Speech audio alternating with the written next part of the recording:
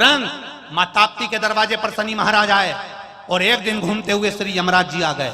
और जब यमराज आए तो यमराज ने शनि महाराज को देखा और शनि महाराज को देखकर यमराज ने कहा, क्यों शनि, तू अकेला अकेला ताप्ती के दरवाजे पर आ गया, तूने मुझे नहीं बोला? शनि ने कहा, भैया मुझे जीजी की याद आ रही थी, मुझे बहन की याद आ रही थी, इसलिए मैं ताप्ती से मिलने के लिए आ गया था।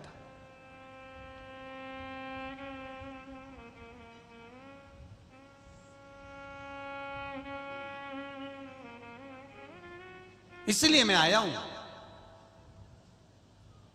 प्रेम। बहन ताप्ती आई। जैसे ही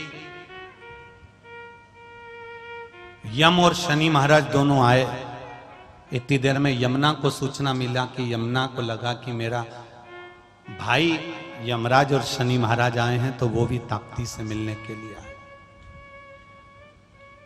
जिस हस्तिनापुर में यमुना नहीं थी, जिस हस्तिनापुर में यमुना नहीं थी,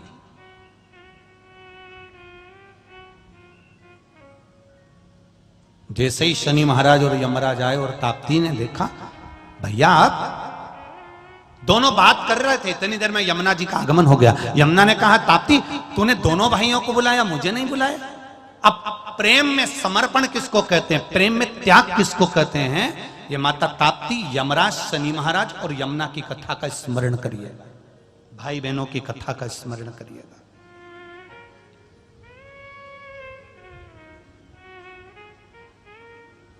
यमुना ने कहा, ताप्ती तूने शनि महाराज को बुलाया, यमराज को बुलाया, मुझे नहीं बुलाया।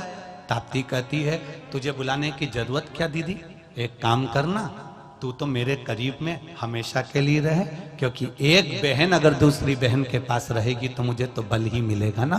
जी। यमुना ने शनि महाराज की ओर देखा, शनि महाराज ने यमराज की ओर देखा। देखकर तुरंत उसी समय पर शनि महाराज और यमराज ने अपनी मस्तक को झुका दिया, यमुना ने हाँ भर दिया। उस दिन से हस्तिनापुर में भी यमुना आनंद के साथ में विहार करने लगी, यमुना वहां भी रहने लगी।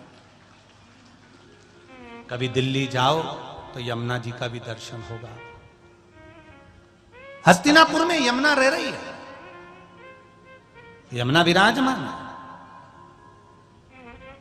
केवल एक क्षण का मिलन हुआ था और उसमें त्याग दिया कि मैं अब यहां तेरे करीब में रहूंगी, तेरे नजदीक में रहूंगी।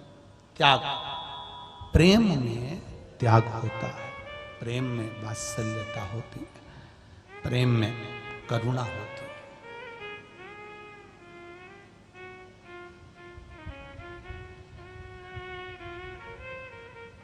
जो अपने माँ बाप का नहीं होता वो दुनिया में फिर किसी का, जम के बोलो जरा, नहीं होता। माता पिता के अनुसार अगर रहोगे तो जीवन का एक सुख आपको अपने आप प्राप्त हो जाए, अपने आप।